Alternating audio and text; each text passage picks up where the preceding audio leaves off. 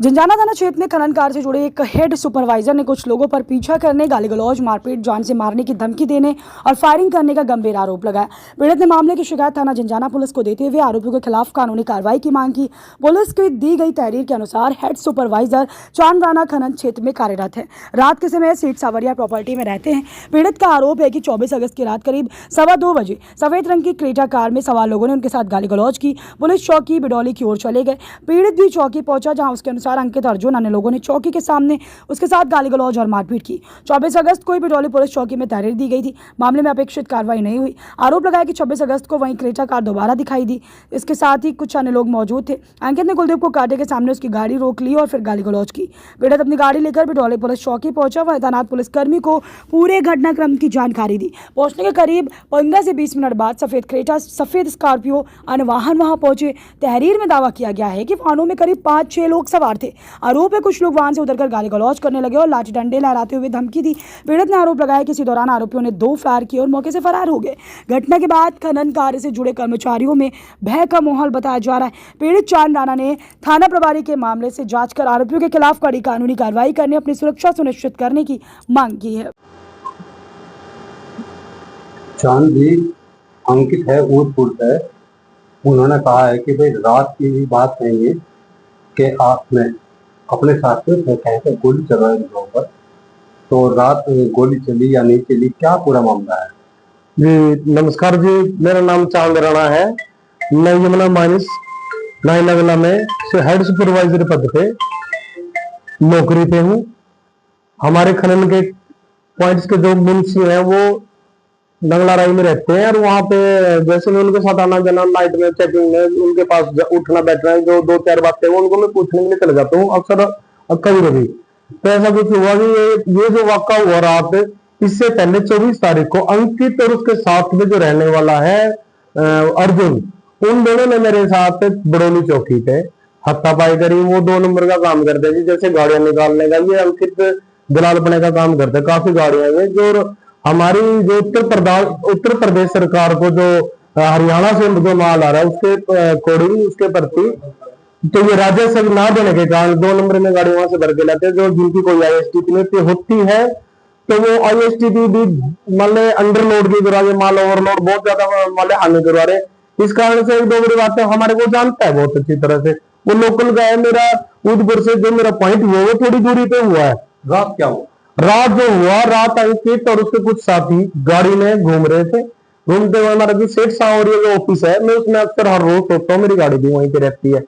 तो वहां पे क्या हुआ, अंकित और अर्जुन ये दोनों आते हैं गाड़ी में साथ में। एक ब्रेजा गाड़ी है, एक स्विफ्ट गाड़ी, जो मैंने उनके नंबर नहीं देख पाए। अंकित की गाड़ी को मैं जानता हूँ क्योंकि ये खदान में भी हमारे पास काफी दिन पहले आती रहती थी। तो इस दौरान में जैसे वो आगे उतर के पहले खिड़की खोली अर्जुन ने, वो गाली गलौज बहुत। अब सब दूसरे बोले, हम जैसे वहां से सावरिया पे ही बैठे थे, उससे पहले वो जैसे वहां से निकले बड़ौली अपने चौकी की तरफ, उस दौरान में भी वो गाली गलौज करते हुए जाके चौकी पे उनके बारे में कहा। कुछ देर बाद ही उनके साथ में हरियाणा की तरफ से 3 गाड़ियां आती हैं, जो एक ब्रेजा गाड़ी है और एक दूसरी स्विफ्ट गाड़ी है।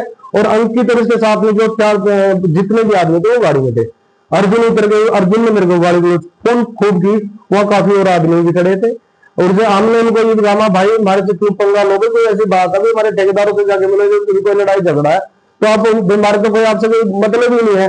इसी दौरान में फिर हम ये उतरता है, क्या नाम है, अंकित भी उतर रहा है। अंकित ने भी आगे वही हमारे को पूरी धमकाने की बार बार टॉर्चर करते हैं, गाली गलौज डंडे लाठियों से हमारे को दिखाते चले। हम तो भी बाहर से हैं, वो लोकल के। और इनका 5-7 आदमियों के रुपए की गाड़ियां हरियाणा से यूपी में माल ट्रांसफर करवाते हैं। और जैसे ट्रांसफर करवाते हैं, उनकी कोई STP नहीं होती, 2 नंबर में सब माल हुए। हमारी एक कंपनी का स्टॉक लगा हुआ है केर 2 के अंदर पसंग रोड पे संजय राणा के नाम से 50,000 घन मीटर की हमारी उसकी अवधि, हमारे को उसकी रॉयल्टी मिली हुई है। हमने माल बेचना बहुत मुश्किल हो गया, ये लोग वहां से निकाल रहे, जबरन धक्का मुक्की। अभी 2 दिन पहले कराना में भी अधिकारियों के साथ, माइनिंग अधिकारी के साथ भी उन्होंने ऐसे करा। ऐसे ही मेरे साथ उन्होंने करा। रात उन्होंने जो फायरिंग करी वो मैं ये नहीं कह सकता कि प्रॉपर तरीके से, कि किसी को झूठ नहीं जाना चाहिए। एक लड़का आता है वो फायरिंग करते हुए 2 फायरिंग करी। इसी दौरान में मैंने अपनी जान बचाने की कोशिश करी और मैं सीधा अपने जाके ऑफिस में एकदम से हमने दरवाजे लगा ले। उसके कुछ देरी बाद पुलिस आती है वहां पे। पुलिस को हमने सारी घटना बताई, ऐसे ऐसे अंकित का मैंने पूरा हवाला दिया, उसके बारे में बताया। वहां सीसीटीवी कैमरे हैं तो उनकी पूरी वेरिफिकेशन करेगा। कौन अधिकारी पहुंचे थे? पुलिस का अधिकारी वहां पे जो चौकी के अधिकारी हैं ओमवीर सिंह, उनके साथ में 2-3 मुलाजिम और थे।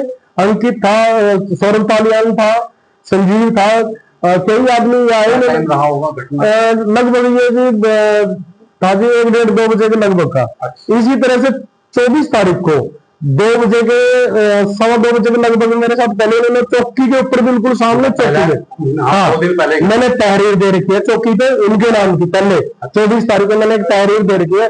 डायल 112 पे मैंने कॉल करके है। 4 मिनट 57 सेकंड मेरी डायल जो जहां भी उनके कॉल जाते हैं वहां से मेरी बात हुई। डायल 112 मेरे पास आते हैं। रोबिन नाम का उनमें जो एक कांस्टेबल था उसने मेरे आगे मेरे पूरे बयान लिखे गए। उसके बाद में कल तक कोई भी कार्रवाई नहीं की गई।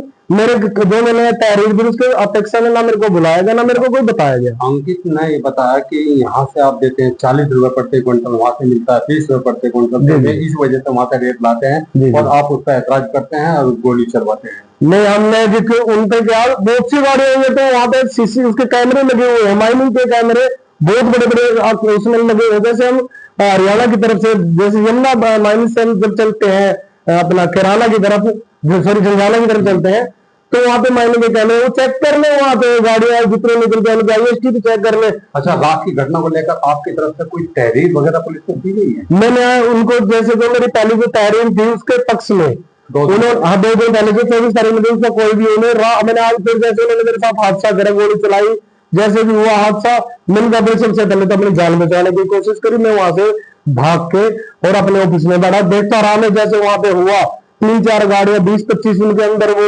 लोग जो हरियाणा की तरफ से आए बिल्कुल वो सारी गाड़ियां इकट्ठी आई, एक दिन एकत्रित होकर गाड़ियों ने वहां रोकी ऑफिस के सामने। हम तो डर के अपनी जान बचाई। हमें ये नहीं मालूम गोली चली तो कहां से चली, किसने चलाई। जब आदमी इतनी गोली का नाम आता है तो सर वो डर जाते। मैं ओपलेक्स होके मैं तो ऑफिस में जा चुका जी। जो बात आपके इनके हरियाणा वाले पहले से भी इस तरह के विवाद चले आए? नहीं सर, हमारा कोई विवाद नहीं है। ये तो जो किसी का पहले हो हमें तो उसके बारे में कोई संज्ञान नहीं है। ये कुछ 4-5 लोग हैं जिसमें भी ये अंकित, अर्जुन, एक विपिन शर्मा केरटू और एक कंवर रजा बरेली, एक उसका भतीजा है, नाम तो उसका कुछ महबूब से ऐसा कुछ नाम है जिसका वो ये 4-5 जनों के ग्रुप बने हुए हैं। हरियाणा से अपने पैसे लेते हैं, पैसे लेके गाड़ियां यूपी में चलवाते हैं। कुछ गाड़ियों के पैसे जिन पे आगे नंबर प्लेट के आगे कपड़ा लगा के ग्रीस लगा के तो मतलब हमारी उत्तर प्रदेश सरकार को आज उनकी गाड़ी की पहचान ना होती तो कैमरे लगे, कैमरे में ऑनलाइन चलाने हो जाते हैं जी।